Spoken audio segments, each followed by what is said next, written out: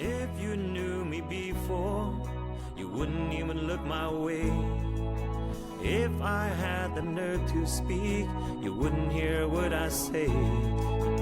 Time has come and gone so fast, we're not who we used to be.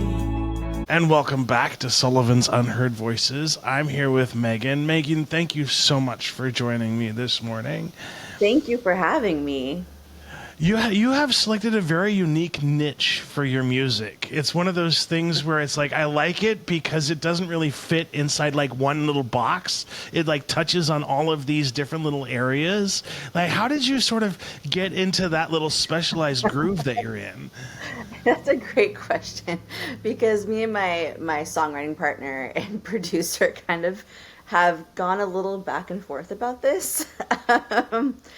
When I first got back into the music industry, because I was in the industry for about 22 years now, but I took a good long hiatus. And so when I got back into the industry, I reached out to somebody I met early on, in 2005. His name's Kevin Hahn. He's been doing a lot of stuff around here. And, at first this was just a therapy project. When I got back in, I was like, I have some stuff I need to say, some stuff I went through in this industry, and I need to process it. And it was only going to be 3 or 4 songs. And then it turned into a full-length album. And so that was discussed, because every time I'd come in with my ideas for the next song, he would say, this is so wildly different from what we just did. And he's like, I'm not sure what genre you're gonna fit in. And at that time it didn't matter. So as we were probably on song 6, 7, 8, kind of getting towards the end of that first album, when I came back in that was released in 22. So it was just go with it, right? And this time around, with this album, because I'm going to be releasing another full-length album and I've been putting out singles, we try to actually kind of stay a little bit more in... Now, does it fit a genre really? No. I mean, it's kind of rock pop with a little bit of some folk alternative influences. But now this album sounds much more, when people hear it, they're definitely hearing that 70s vibe, which has always been something I embrace. And then certain songs, people will still hear that 90s kind of alternative grunge, those are the 2 eras that I pull from, because those are the 2 eras that I listened to growing up. And it's interesting because of how you blend the two, because it's one of those things where it's you hear it and your kind of brain goes, wait, is that do I hear oh wait, and then as you kind of go on a musical journey listening to your music, you can see and pull those influences as you go along. It's pretty cool. It's fun when people give me feedback, because I guess I know that I'm hitting the mark, because yes, there's about 3 or 4 bands or singers that people do compare me to, so I'm like, okay, well, I guess I'm at least staying in my lane there. Comparison sometimes is the message of flattery, right? I will take the Stevie Nicks comparisons all day long. So. Any day of the week. Yeah, exactly. One of the things that I do also love to talk to musicians about on this podcast is the idea of the muse, because I do believe the muse is like a living, breathing thing, and we have no idea when it's going to visit us. Mm-hmm. So what do you do to capture the muse when it visits you? What exactly? So go into a little bit more depth of what you mean. Yeah. So do you have a pen and paper? Do you have a video recorder? If a song comes to you, how do you capture that? Because sometimes if you let the muse slip away before you record it, it's gone. Yeah. Oh, there's so many times I wake up and I'm like, God dang it, why did I not wake up in the middle of the night and actually write that down? Because I'm like, I could have sworn it was a great hook and now I can't remember it. So those are the frustrating times. So I actually am very intentional. So I kind of, with this new, so the last album, I was going through a spiritual awakening. And so I literally would lock myself in the office because my then husband, now ex, he was home because of the pandemic.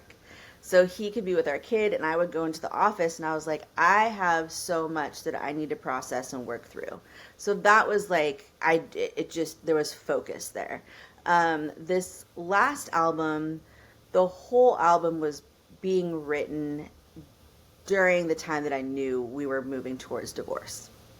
So again, I was super intentional. I knew that, so it's my therapy, right? Like I sit down. I don't do a pen and paper because I cannot read my own writing, and so I use my iPhone, I use my iPad, and I go into notes, and I always start with the lyrics. That is just, it's been my process since 2003 when I started all of this, 2002. I've always been a lyricist because I don't really I have a music background, but I never learned theory. I never really learned to play the guitar that great. I never learned keyboards that well. I will sometimes use it, but the last 5 years, I come up with my lyrics. I listen to a lot of songs and I know exactly what I want it to sound like. And that's probably one of my best skill sets, is being able to communicate that to my producer and my songwriting partner. And I'm really lucky to work with somebody that can play every instrument essentially. So it's That must great. free you up for a lot of Oh, opportunity. it I mean, it's great. Like I call going to the recording studio with Kevin like my Disneyland. Like it just it's my happy place. And it's that way because he can just get into my head. With this last round, I would not have to share that many songs, like that many ideas. I just would let it flow, and he just instantly would pick up the guitar and know exactly what direction to go. And like, if you contrast that with like your music in the past with your recording experiences, how important is it to have that sort of environment in the recording studio when you're making music?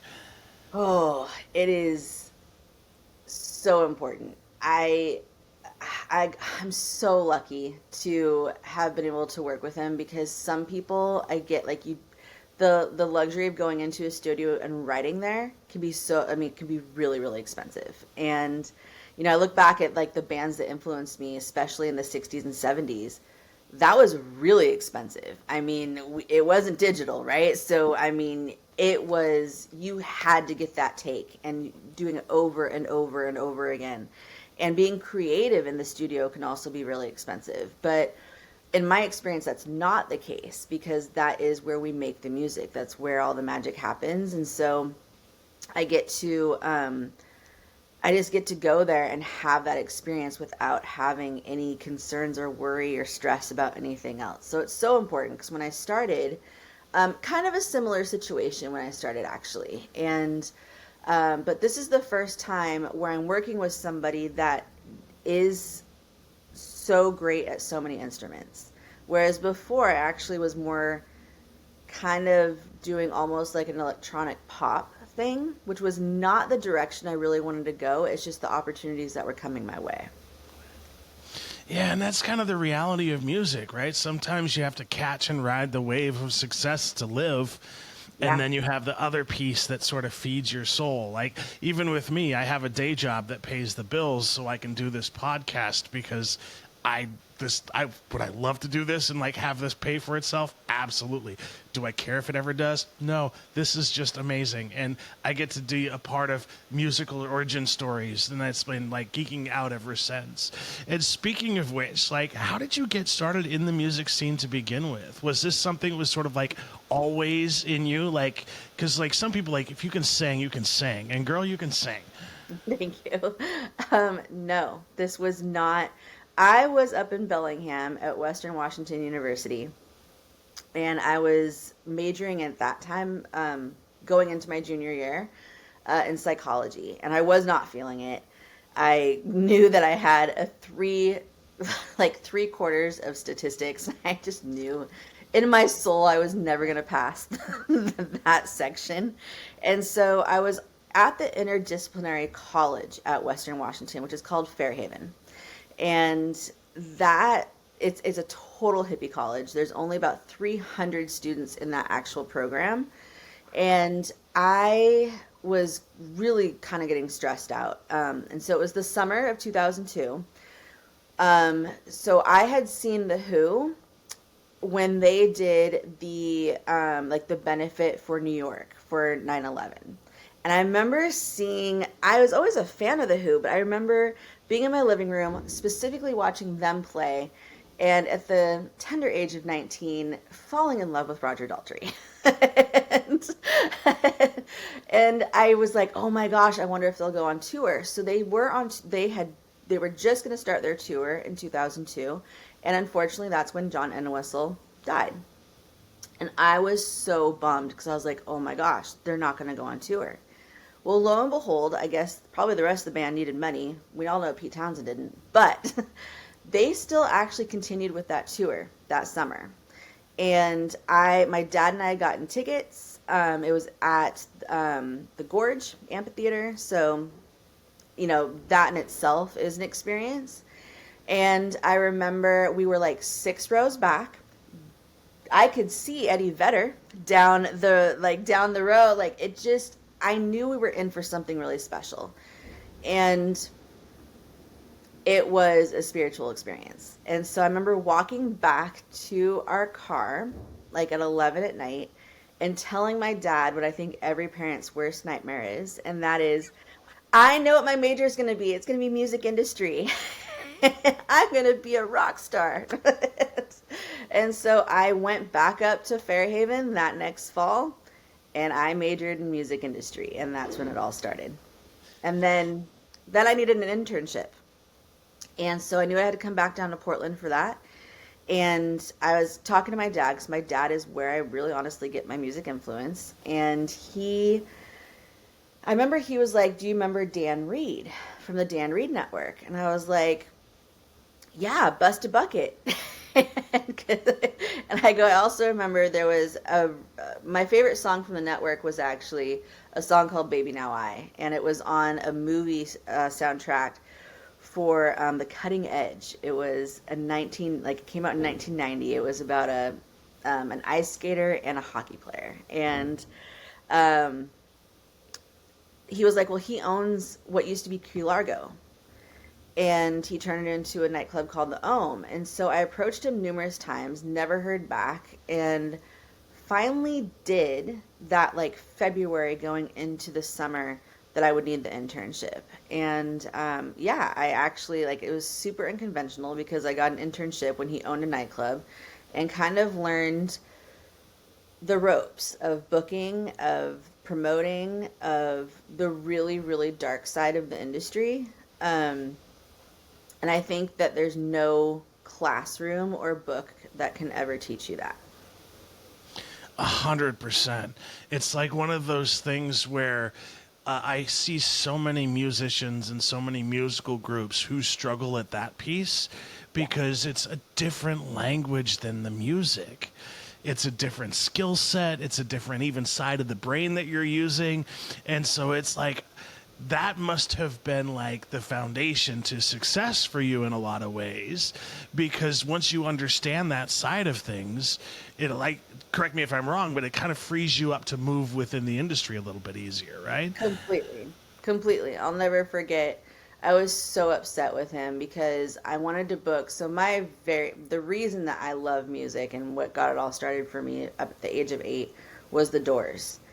And that has its own story in itself. And I'd met Ray Manzarek a few times, and I tried to book him on a certain night. It was called Love Jones at Ohm, and Dan didn't prepare me for how that worked and how you book. And I didn't realize when you're the venue, you don't ask the artist how much they charge. You have your budget, you put it forth, and you let them decide if they're going to take that, and you start the negotiation. And I remember Ray's manager called Dan and was like, is this a joke? Like, is this person for real?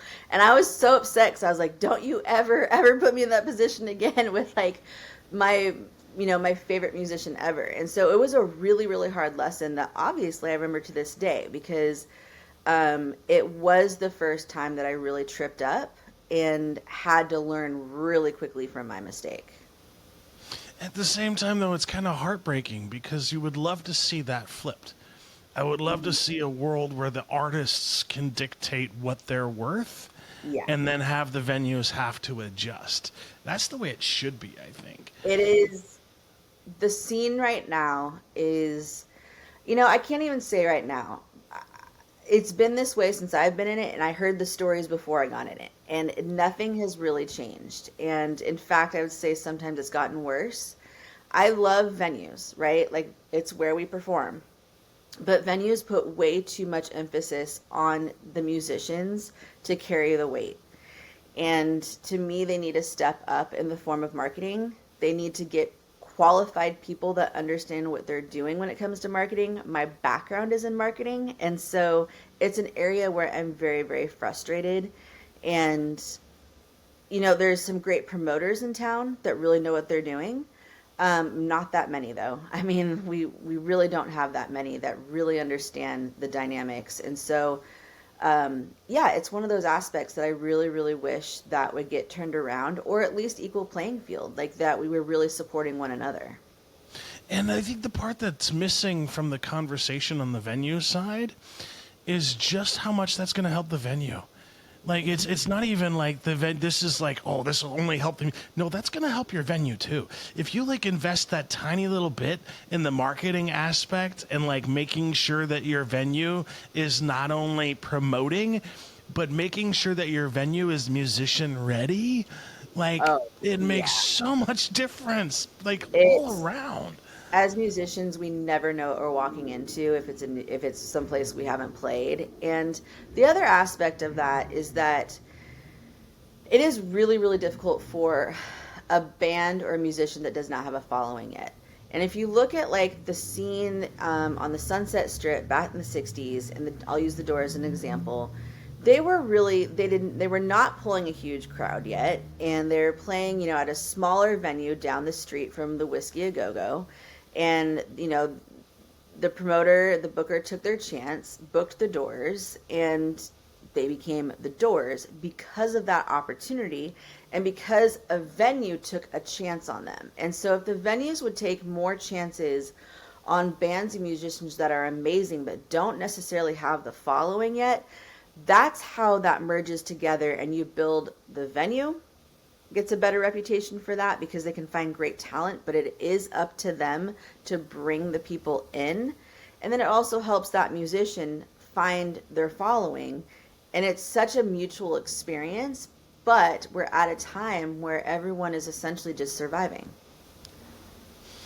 Yeah, and it's hard to sort of break into music right now too, just because like the way it's like almost like an extreme funnel version where you only have like a very select small percentage of the population who take out so much money from all of the other musicians. Mm-hmm. And I wish we could be in a place where musicians were more generous with their time and efforts, if you know what I mean.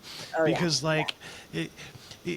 it's very important. Like, one of the things that I stress to people too is like, not only is it important to go out and like support your local musicians and your local venues, it's also important to like connect musicians and support each other as musicians, because like musicians, like if we could find a way to sort of get that voice unified, I think we could impact change. But it's like, how do you do that up against the ultimate competition game that's put in place now? Because we don't have a lot of venues. We don't have a lot of venues. We don't have a lot of opportunities. And I don't like when people say that there's a lot of opportunity. There's enough places to play. There's enough opportunities, because that's not the case.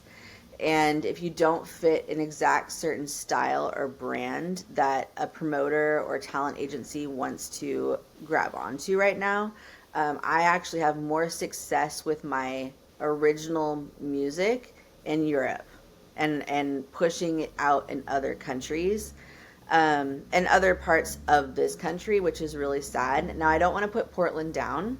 I mean, I am born and raised here. And but one thing that has been the case since I got into the industry, and again, all the stories that I heard from the greats that I worked with, it's really sad to me when people come here from out of town, because they will often say it feels very cliquey.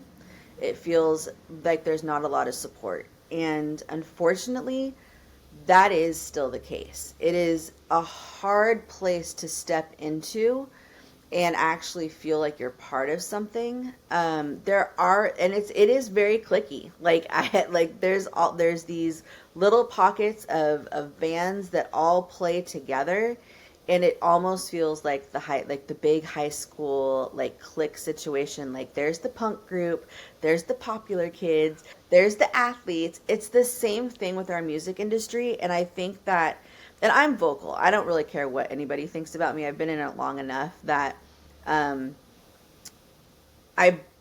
I don't purposely burn bridges, but if I'm not going to say something, or not, I should say not say something when I see something wrong. It would be different if I'd made my living, like a true living in this situation, which most people are not. And so I wish more people would be vocal. I wish more people would actually stand up for other musicians. I wish more musicians would be more open-minded when others come into this scene, because I don't think that people realize we don't have a very good reputation outside of Portland of being in a very inviting place. And it's time that we really address that.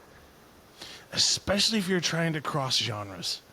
Completely. Like that has been like I had a few people where I was going to interview them as guests, and I'm not going to call them out on the podcast, but they basically said no because I don't focus only on that genre. Yeah. And I'm like, but why does it matter? Music is music. Like all music is good. It's just whether you like it or you don't like it yourself. And so like I just like because my heart goes out, like it's like I could see like how much better the scene would be if that could happen. Oh, like, completely. Like yeah. and it's not just the genres. I see certain musicians, the ones that are actually not all the way there where they're doing this full time, but close. And a lot of them are touring. And the one thing that I see them pushing out probably every 3, 4, 5 months is how I see depression. I see complete burnout from, we're not musicians anymore. We are content creators. And that is a completely, like, that is putting so many musicians in the most uncomfortable spot. And yes, I do believe that we should all learn how to promote at a certain level, but becoming full-blown content creators I see it taking a toll on so many musicians' mental health. And especially like this whole singles economy. Right? Because like I long for albums that were intentional and that take you on a journey. And I remember like a time where most musicians would put those albums out. This is what I appreciate about your album that you put out, is the fact that you go on a musical journey and you can tell that each song sort of ties into the next one, and they tell a narrative along the way. And that's a journey that I geek out on. And so like it's one of those things where I used to frustrate the heck out of my friends because I don't do shuffle. No, if we're going to listen to an artist, we're going to listen to front to the end. We're going to listen to everything. And that's what but it's such a shame that we're sort of transitioning to, or we already have in a way, to more singles than albums. We can thank TikTok for that. We can thank, I mean, unfortunately, and it's not just TikTok, it's social media in general. The attention span isn't there for not even a full-length album.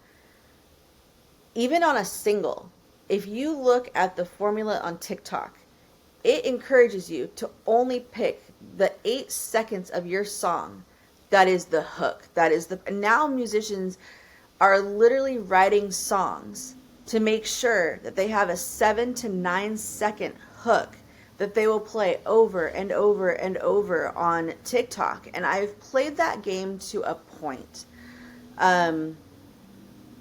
Because it just feels so unnatural. And that isn't my audience. My audience is definitely not these new generations. My audience, luckily, is still, for the most part, Gen X and baby boomers. And so, which I'm a millennial. So it's really interesting that my music, I do not, I mean, yes, I focused on some elder millennials, as we're called, because of that 90s influence that I put in my songs. But for the most part, that 70s vibe that I have, I mean, the people that really appreciate it at a show are older than me. I could see that. But at the same time, though, like, so I do want to kind of slip into a different topic for a second. Yeah. Because one of the things that I really enjoy talking to musicians about is that stage experience. So, like, what is it about being on stage that you enjoy most? So I'm not just a singer. Growing up, I was a dancer. And so I eat up the stage. Like, I can be I have a bubbly personality, yes, but there's also sometimes a shyness to me. And so the stage is where I just let that all go. And so the experience is, it just opens me up completely. In fact, my band sometimes, like, they will give me the look of, Meagan, shut up. I grew up on VH1 Storytellers. I love telling the story because there's deep-rooted stories behind my music.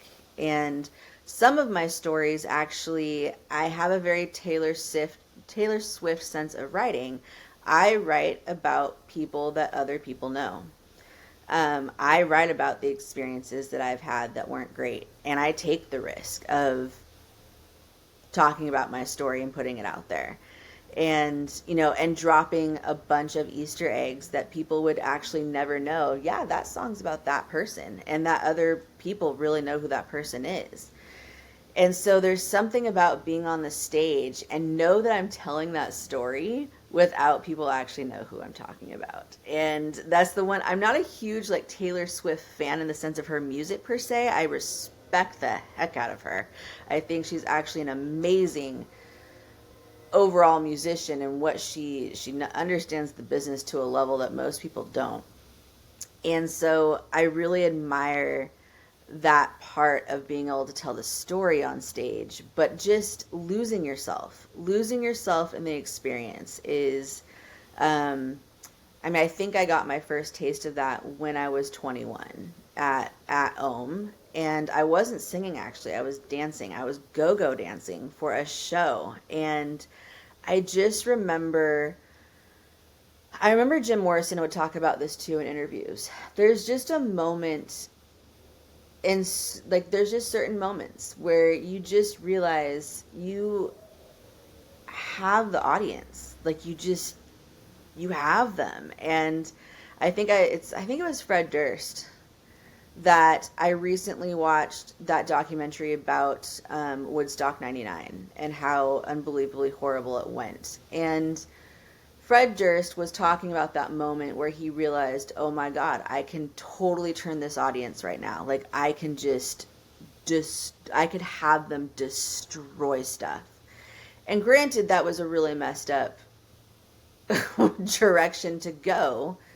And in that moment, he did. He talks about, I did it. And that's when, we saw the scaffolding like coming down and things on fire. And not that that's the part that I love about the stage, but I do love the fact that it becomes an experience that everybody is a part of in certain moments, and you never know what show is going to do that. You have no control over that. I always look at it almost like a miracle on stage every time. Yeah. because to get that many people who have different wavelengths, different stories, different experiences to be at that same moment in time within a venue, it's just like outside of music, there's very few places or things that sort of bring communities together. Yeah. And like, I'll never forget that the first time I saw in person an artist on stage capture a crowd that was hostile towards the last act. And just like that moment of like shift, like you could feel the air shift in the room. You can feel like the momentum. And it's like, what an experience. Like the hair on the back of my neck stood up and I'm like, oh, I get it now. Like this is something different. Yeah. Yeah. And you can never predict that.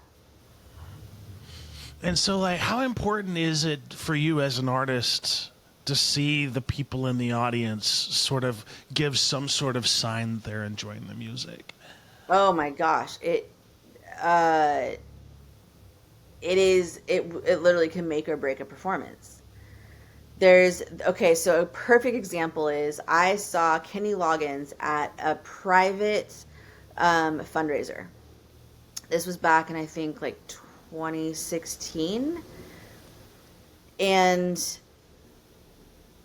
I love Kenny Loggins. I grew up on Kenny Loggins, not just like the 80s like movie scene, but the Messina Loggins days. And he starts his concerts out that way. He starts it with the Messina Loggins like storyteller kind of songs. It's just him and his acoustic guitar before he moves into the full-blown band playing again all the hits, right? And so I remember at this there was probably about 250 people in the audience, and there was a dance floor, and then there was a dinner going on. And so when he was doing the Messina Loggins like storyteller story, just those more like folk songs, people kept talking. And I remember just looking around, I'm like, what the heck, you guys? Like, we are seeing a private show with like Kenny Loggins, like, and him doing his like greatest hits from the 70s. And it just, he actually acknowledged it on stage. Like, you could tell it was so awkward. I was like, this is so weird. Like, he can feel it. I can feel it. The way they had the dance floor, I was like, there's this separation. He even at one time was like, you guys, I'm feeling really weird. Like, can some of you come up? Like, bring your chairs up here. And people were so hesitant to. Now, the shift happened the moment the band came on the stage. And I don't remember what song they started with, but one from one of the movies, right? I think it was probably Footloose that they started with. And that shifted everything. And that was, honestly, I was like, this is so annoying. Because he was trying to give this full-blown experience of, here's my songs through the years. And here's a person that really has captured audiences around the world throughout the years. And so that's like one of the best examples I use of, yes, there was the shift, but you could tell that he was not comfortable, and you can do anything and everything on stage. And that is something I see more often in Portland, is a lot of people talking over the musician. I get when there's that like it really truly is like kind of a lounge experience, or like they really are meant to be background music, but that's not the case. There's a lot of like shows I go to see, I'm like, this isn't supposed to be background music right now. And so I don't think that the audience realizes that the musician we play off that. We play off what the audience is bringing to the table too. And the other part too that frustrates me when that kind of situation is like the venue has to take some responsibility. Yeah. Right? If Kenny Loggins is going to be on stage doing this intimate performance, serve dinner before and allow people to be present in the moment for the music piece. And so just like cut like, cause like my heart goes out to him. Well, and that was my frustration, because my background for many years, I was in the event when I took that hiatus of actually like playing and writing, I went into the production side and specifically event production. And that night, I remember specifically saying they should have more plates should have been picked up before it actually started. The dance floor was a huge mistake, in the sense of how it flowed. They really should have had chairs up front instead of encouraging people to pick their chairs up from their table and bring it down. And so I, not only the venue, I put it on. So music venues, that's different. They don't have an event coordinator. For shows like that, you have an event coordinator, and they really, really should understand flow. And I've realized, and I used to, we actually had, we did an expo about, and it was specifically for weddings, but it was all about the experience, and we called it the wedding experience for that reason, because people don't understand flow and how to create an experience. And it takes talent, and not just talent, but like you have to have had so many experiences in your life to understand why things turn out the way they do. And then using that basis to sort of move forward and make those changes to make the next experience even a little better. Venues, if you're listening to this, lighting. You have to Huge. invest in lighting. Lighting will create a mood, and you have to have it change throughout the night. It can't be static. From uplighting to, depending on what kind of band you have, it needs to be coordinated and not just a plug and play situation. Yeah, and no mirrors. Oh God, there's. I mean, I can like it's. There's Glass venues. and sound, like, ugh. Oh, and unfortunately, a lot of venues go into this with no marketing budget. They spend their budget on everything but marketing, trying to open the venue, and there's just a lack of. They think they'll be able to survive, and that's just not the case. And another thing that venues I see right now that is creating a very off-putting situation is some of them you go to have an experience before the band plays, right? So a lot of the venues serve dinner or have a decent menu. And the problem is that you'll have your customers that come in for that, and a lot of them, I'm not sure, know that there's going to be a band playing and there's going to be a cover charge. The problem is the venue now starts to go around to all their customers and say, if you're going to stick around for the band, you now owe us $10, $15, $20. That, granted, that is how they pay the band. We need to start figuring out a different formula, because I keep hearing from patrons that are so put off by that, and I understand it. I've been part of a situation like that before, and it just, you're in the middle of your meal, and you're having to make a decision if you're going to stick around, and if you are, now you have to pay, if it's you and another person, you're now paying, essentially $40 because you're paying the door price, so you didn't get your online tickets beforehand. I wish it goes back to, that is not the experience that you want to create inside of your venue. And it kind of falls back on the band, right? And what I mean by that is, like, the band takes the blame, even though it's not the band's fault, for the mismanagement of that fee. Exactly. And Yeah. that doesn't sit with me well at all. No, because, people will start asking questions like, oh, who's the band? Yeah. First negative experience right there. Okay, like. Well, and people are also on a budget. Like, in this economy, like, just to automatically come up with another $40, like, Yeah. that's 2 hours worth of work. So it's like, okay, now is this band experience going to be, no, if I plan for it, we're into it, we have the mentality to accept music, we're in a good space. But if you're hit with that surprise bill, it's harder to overcome that negative mind space to get to the point where you're enjoying the band. Yeah. Oh. And there's venues and promoters that have this formula nailed down. And so therefore it's not a problem, but it's creating a divide. Yeah. It's creating a divide because then you have bands and venues that don't understand that formula. And not only do they not understand it, they're not to a place yet where they can actually implement it. And so there needs to be a bridge of, okay, that's our goal, to be able to be a venue where you don't have to go around saying, hey, we have a band coming in, because that's just not, it won't be the experience. People that come in there for dinner or drinks already know that they're going to be paying to see a band, and it's the whole experience. They know that's what they're going to be spending that night.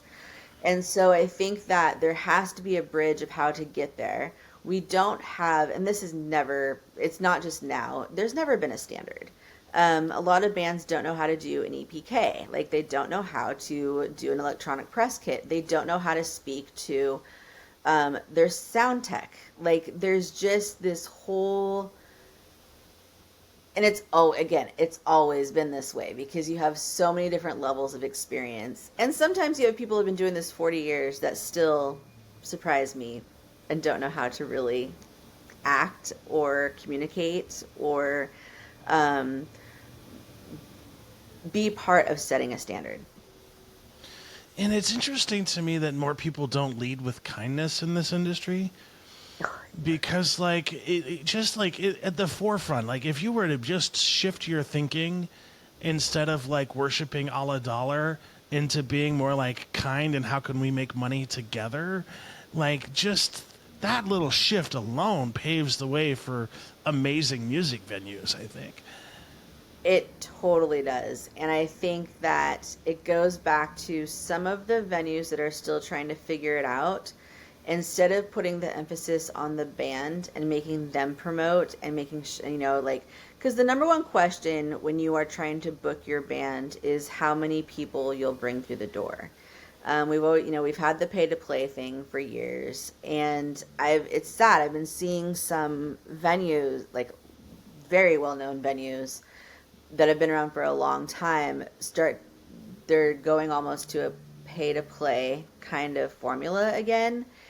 And it's going to take musicians banding together to kind of say, no, we're not going to do it. Yeah, we're starting to see that a lot in Portland in particular. Oh, completely. And it's like, okay, if anybody knows anything about a bar and alcohol markup, the venues need, if they would emphasize that, if they would emphasize the experience that you get at their venue in the first place, there's room to actually pay the musicians from the entire experience, instead of being like, you only get, part of the cut that you bring out the door. I'm like, this separation of markups and where the money is coming from needs to stop. From a marketing standpoint and from a business operation standpoint, it doesn't make sense. But these people usually don't have a business background. Yeah, that's, you see that a lot. And the one venue in particular that, again, I'm not going to name names, but like they hold themselves out as to be the place for music people to play at. But yet, when you go to the venue's website, they don't list any of the upcoming bands. So it's like, how can you say that you're like the best place ever, but you're not even willing to tell us which bands are playing tonight?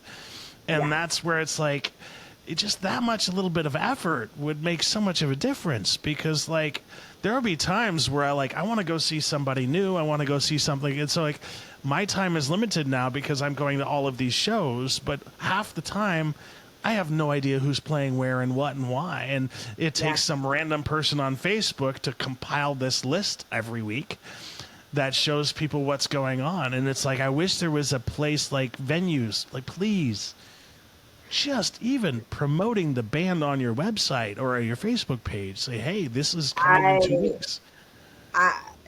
So, and again, I don't have a problem calling out a venue. I mean, I'm not going to like name names, but I've played too many venues in the last 3 years where I am promoting much more than they are. Yeah. I mean, some of these venues, they are not promoting at all. They're not using their social media sites. Their websites look like crap. Come on, you guys. These days, you can essentially get a free website or pay a couple $100 a year for a really decent website. And these venues not only need to list the bands and their photo, they need to have the promo video. You need to give these people, you need to give them a taste of the experience they're going to be in for. It is so important. And it is something that honestly does not take that much time or effort, but they're not even able to do that. And so we can blame the economy all that we want.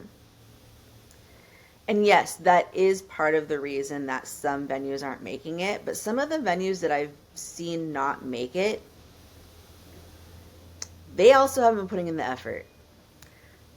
And again, I don't know if it's effort or lack of knowledge of what it really takes. You know, I think the good old, like the very first thing you learn in marketing is that the person that you want to reach needs to see your brand or whatever product, whatever it is, 7 to 9 times. These venues aren't even getting close to that number. And I get it. They feel like they're, you know, it's when you're a content creator and you're like, how many times can I put out the same thing, essentially? It's like, well, no, because they're not seeing, like, it takes that many times, and each time you're going to reach somebody new that didn't see the last thing that you did. So it's really sad to see, because I don't think that some of these venues would be doing so poorly. And I get it. They don't know how to operate. They don't know that they feel spread thin. And I really get that they don't have enough employees to do all that needs to be done.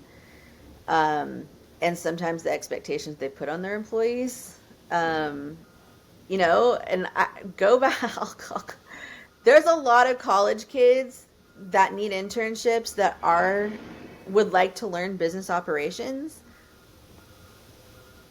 You know, it's one of those things where, and it's on the flip side too on the musicians. Like, I can't stress this enough. Musicians, record a video of yourself and make sure you have that on your website. Like, at a bare minimum, give people a taste of what you sound like. Yeah. So that they know what they're like. That's going to drive so much. Oh, it totally, like, even I think a lot of bands, I've seen this recently, and the band was like, we need, it has to be live. I'm like, it actually doesn't. It does not have to be live. There's a way to kind of create the experience that you're going to put on stage. And it doesn't really matter if there's an audience there or not. And I think TikTok specifically has shown us that a lot of the musicians that we feel are making it, I don't know how many people out there realize that these audiences or these like people that you see watching this band is not real. That these people were paid or brought together for an experience to capture on video. And so I wish more people knew that it doesn't take, you don't have to have this huge following to put together a video. And I think the one that comes to mind is Mia Asano. So Mia Asano is a TikTok legend. She's a violinist that plays like rock music on the violin. Yep. And she made her start just with herself in her studio, just playing her violin. And now she's going out to these massive concerts and putting on these huge shows. But I think you're right. Like, it starts with, if you're that good of a musician, record yourself in a studio and just put some music out there, because just like, even at that as a start, it's like, because you can't deny talent. No. Yeah. And we also, I mean, it's funny, but we also have seen people that aren't that talented. And this is something that I've actually been talking to people about. It's funny. There's somebody at my son's school that we always talk about music when I'm waiting for my son. And it's funny because she's like, I don't know how this blank band, like, not going to name the band. She's like, how are they playing this stage?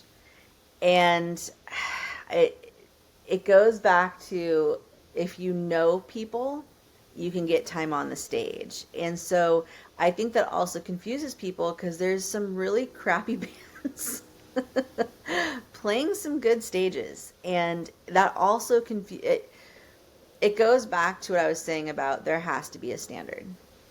Yeah. It's not who you know, even though it is. That doesn't do the industry as a whole, or the profession as a whole, any good. So I do want to kind of sort of circle back to sort of like the recording piece. So Yeah. like the last album that you recorded, uh, did you do like it all like in one shot, or did you like, or are you like in separate rooms, sort of recording at separate times, different tracks? Like how did you Yeah. approach the recording piece of that album? Yeah, very much like what people do when they spend $100,000 or more on an album, which I did not spend that, not even close. So yeah, the last album, Good Morning, took 15 months to record. Yeah, so we did it right. Like we one song at a time. I would say about each song took 4 to 5 sessions. Um, so demo first, and then next session we would be adding more instruments, really figuring out what the song was going to sound like. Then tracking drums, which is a totally separate separate thing. And then once that's there, going in and recording the vocals. So yeah, and doing, very professional, like total, in the sound booth, recording. And then and I'm very involved with every step of my songs. So I am right there with him, and we are going through each take, figuring out what one we like, what one we're gonna go with, making adjustments here and there, and then adding the final instrumentation, and then going. The one thing I don't participate in is the mixing and mastering. That's a labor of love. But like I would say, when a lot of musicians say when they go on tour and they come back, it's actually like a shock to the system.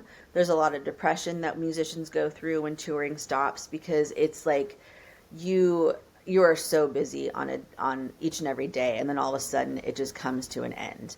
I get the same feeling with the recording process. When we're on that last song, I'm like, oh, I'm kind of like, I know that we're in the last stretch, and I know it's fun because now you're coming up to the promoting, and actually putting it out there part, which is not my favorite part. I love playing, but the promoting part of it, like I said, being a content creator is not what I got into this for.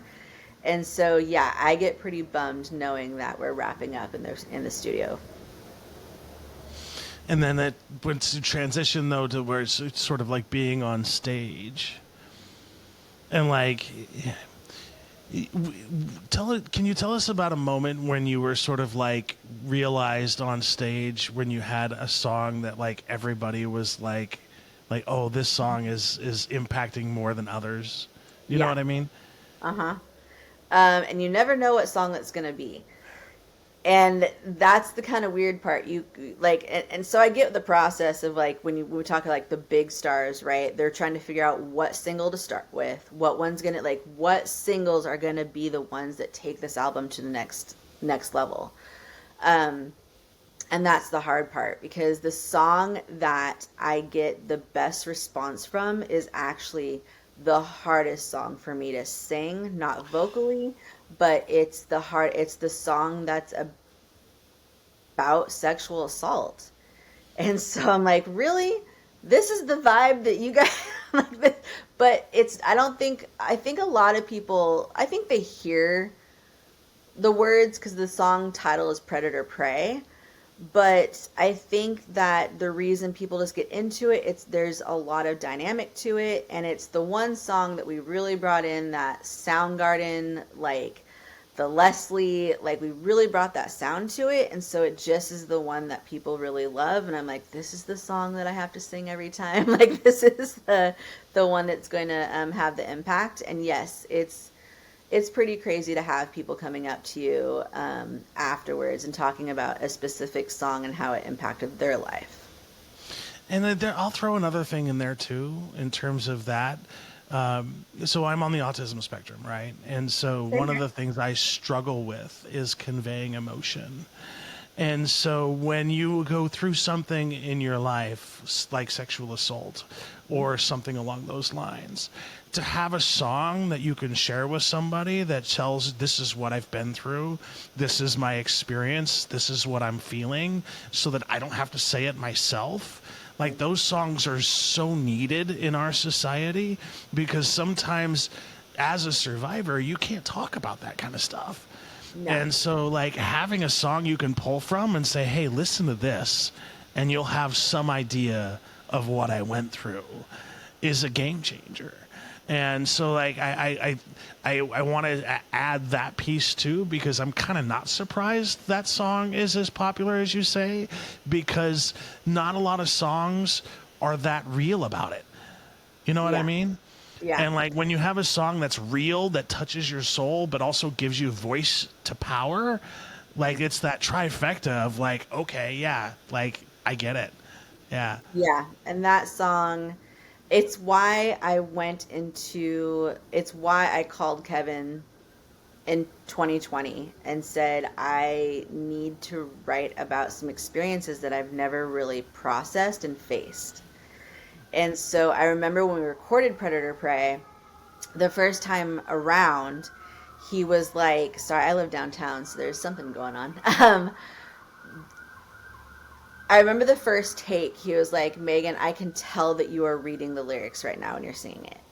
Because I didn't want to drop into the actual feeling.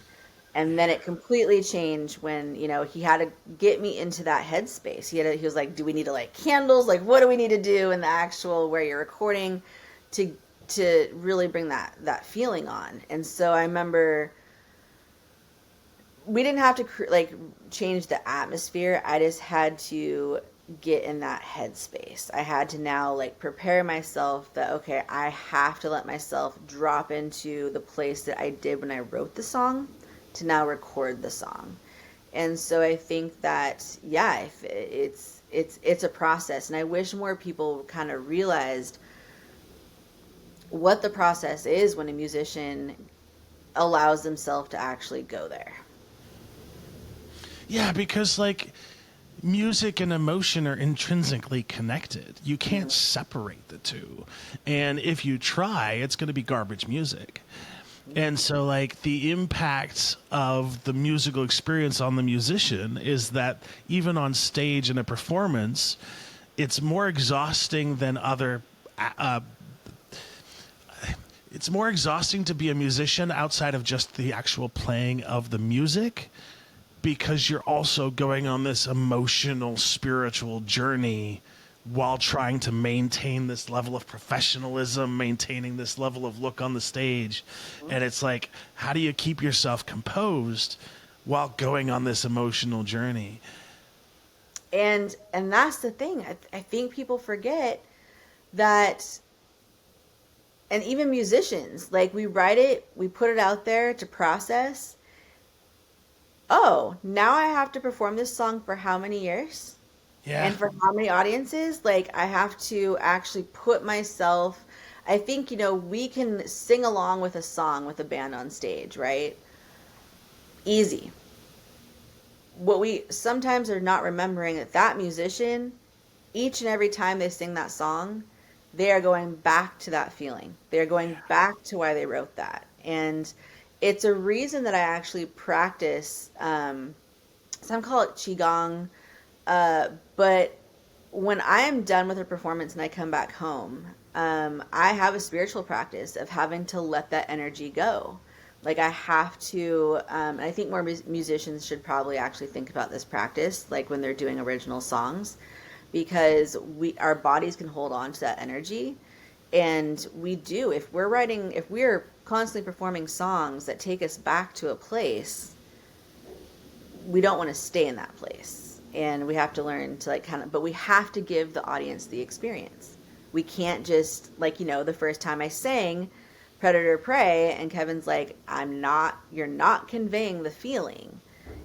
It's like that every single time I have to sing that song. I have to step back into, not necessarily that place completely, but I do have to let myself go there. And I have to commend you for doing that. Like, I know so many bands, like Korn doesn't play GoDaddy ever again. Eminem will never play Mama ever again. And so, like, the fact that you're willing to be that vulnerable to keep playing that song on stage, like, I just got to say, I'm impressed. Thank you. Yeah. And one of the things I do want to ask is because you talked about, like, letting it go at the end of the song, and I think that you have something there. Can you tell people a little bit about how much of a difference that makes when you're able to do that practice at the end of a show? Yeah, in my life, it's a must, but that's because I'm also my day job is I'm a psychic medium. And so I have no choice, and I'm also on the spectrum. So I have no choice but to like, if I didn't, like, my nervous system would be an absolute wreck, right? Like, yeah, I have to. And so, and I channel. Some people don't realize I am channeling people on that stage sometimes.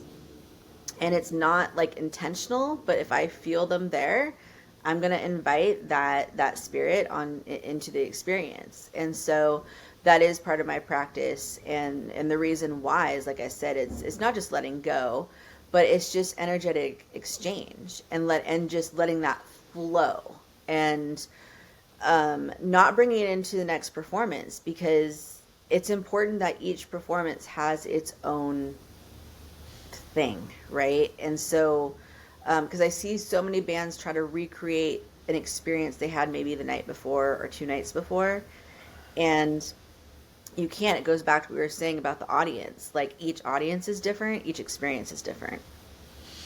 Yeah, and you're kind of setting yourself up for failure, because Completely. the minute it goes off script and the minute it goes, like, this is not happening the exact same way, then it kind of gets into the next song and the next song and the next song. Yep. And like, it's not, if you're not like a solo performer, my band and I, we had like a performance on a Friday. This was like a couple weeks ago. We had a Friday night gig and then a Tuesday night gig. The Tuesday night gig was really important. The one beforehand was like kind of like a dress rehearsal kind of a situation. Like, we were not putting a lot of effort into it. Well, lo and behold, that was like the great performance, right? And like, the performance on that Tuesday night, my guitar player had like a horrible migraine the night before. Like, you can't Life predict happens. stuff. Life happens, and you just got to go into each performance and experience completely clean slate. And the one last question I'll ask before we wrap this up, so we've been at this for over an hour already. How long did it take you to develop that nonverbal communication on stage? Because one of the things I love about watching bands perform is how they communicate with each other without communicating with each other, to like keep everything on tempo, to keep everything sort of tight. Like, was that something that you picked up naturally, or was that something you sort of like took some intentional practice to get? No, I have a look of death. And they know, oh, Meagan is giving us that look. It was never intentional. However, recently, because we do a cover right now of Rhiannon, and it's a very particular cover. It is specifically the version that Fleetwood Mac did when they did the dance. So that was like in 1997. And that's when they started performing Silver Springs. And because that was kind of in the vault for a very long time. And there is one song. Oh, it was Rhiannon. So it's just Christine and Stevie in the beginning. And then the whole band comes together and starts kind of doing the original, like, well, Mick Fleetwood, no, he was not on the right tempo. And I swear to God, Stevie has the look of, I'm going to kill you. And so I'm like, and the band noticed it. They're like, Meagan, that's kind of the look that you give. And so I think it's just a natural, like, I'm like, I'm giving him that look. If you guys, I can't sing this fast right now. And so, yeah, there are those looks. And I have no idea what the rest of the band is doing as far as like staying together and being on the same page. All they know is when the singer gets pissed, I will shoot them a look. You are not doing what you're supposed to be doing right now. And everyone notices. Not in the stage. I'm not talking about the audience, but I mean the band. That's the Right? beautiful piece. The band notices and they adjust accordingly without you having to say a word. I think other musicians may be in the audience because us as musicians, when we watch that video of the dance, we're all just like, look at Stevie right now. Or you, in that specific concert they did, wow, the looks that Stevie would shoot Lindsay. It's just like it's awesome. And I think that a lot of people, a lot of audience members get off on that because I grew up to No Doubt. You know, and it's funny to see Gwen and Tony at times because, you know, here's their Tragic Kingdom. Essentially, a lot of the songs on that album are written about her experience with Tony. And so it's fun to be able to go see that and see that dynamic and see how long, you know, that dynamic isn't there so much anymore. But I loved with Fleetwood Mac is that after all those years, Stevie is still looking at Lindsay like she did back then when she wrote the song of giving him the big F you. Like it's pretty awesome. I love that. So what's coming up for you all? Yeah, so the we're kind of the first side of the album is pretty much kind of wrapping up. So there's 6 songs that are coming. We've been releasing the singles. I've been kind of playing that game. And so the first side is kind of wrapping up at the end of January. And this album was very inspired by, it's very mystical, it's very spiritual, it's very tapping into past lives, tapping into the fact that the Doors was not just an influence for me. I did not realize there was such an actual spiritual connection, and it goes even deeper than that. So the album is going to be released on July 3rd, which will be the 50-year anniversary of Jim Morrison's death. And yes, that is very, very, very calculated on my end. I love that about everything. Yeah, and so we got some performances we're booking right now. You know, going into the summer season. This time I'm trying to maybe play a few more festivals. It's been difficult because Portland is not, we have a cover band also, and it's Peace, Love, and Grunge. So it's capturing, you know, that 60s, 70s, and then the grunge sound. So that we do covers of those types of songs. But with my originals, like I said, a lot of the audience members and fans are not here. They're not local. And so, but we're all, like, I'm in my 40s, they're in their early 50s. One of our band members are in his 60s. And so we're trying to figure out exactly where the sound, like we've been told that we would probably do really great in the Midwest. And so maybe taking some opportunities to play like a festival here or there that is not necessarily local. Maybe even Seattle and capturing some of that grunge sound. I've thought about going down to LA because I'm so hugely influenced by the Laurel Canyon scene specifically. And so embracing maybe that sound and playing off that. So it's going to be interesting to figure out where we do the actual album release, considering it is the 50-year anniversary of Jim Moore. Is it the 50 or 60? I gotta think about that. It's the 50, I think. But yeah, all I know is it ties in, and no matter what, it is on the day that he died. And so yeah, it's gonna be fun to see where we take this music and where it lands. I'm excited. I'm excited for all the singles that you've already released. I'm excited for like the rest of the album. Let me know when your release party is, and I will try my best to be there. Like, Absolutely. I think that would be epic. Like, I would love to share that moment. Like, that just sounds like awesome. Where do people go to actually find your music? Everywhere. That's the beauty so it is released everywhere. It's streaming. I pay even the extra to have it even on places like Pandora and whatnot.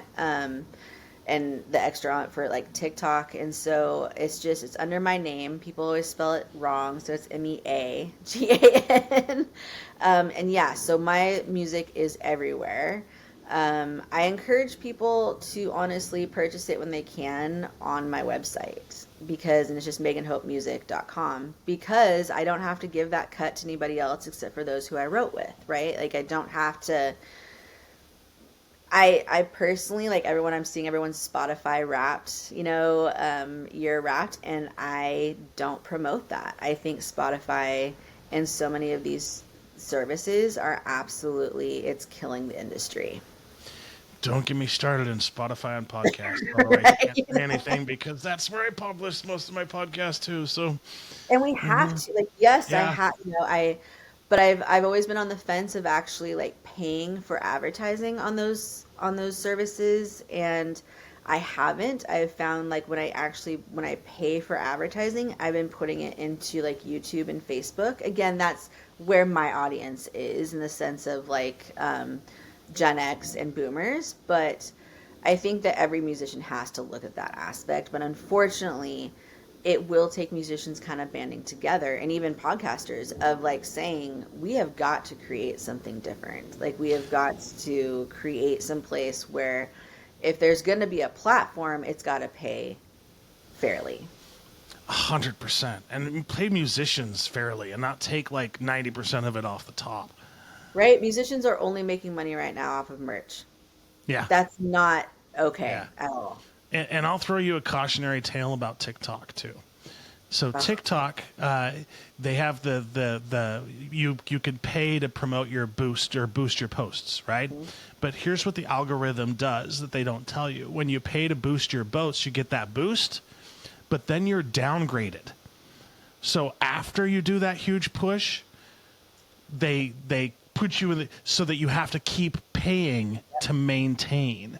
Yep. And so like TikTok is the worst for that. So if you're a musician out there, like stick with YouTube, stick with Spotify, like even though they're bad, like TikTok is the worst for musicians. It's like it is. And I think it's mindset too, right? If you're going to put money into it, like on YouTube, or if you're going to put it onto Spotify, it's a matter of, don't think that you're going to get that in a return on investment in the sense of like monetary, like money.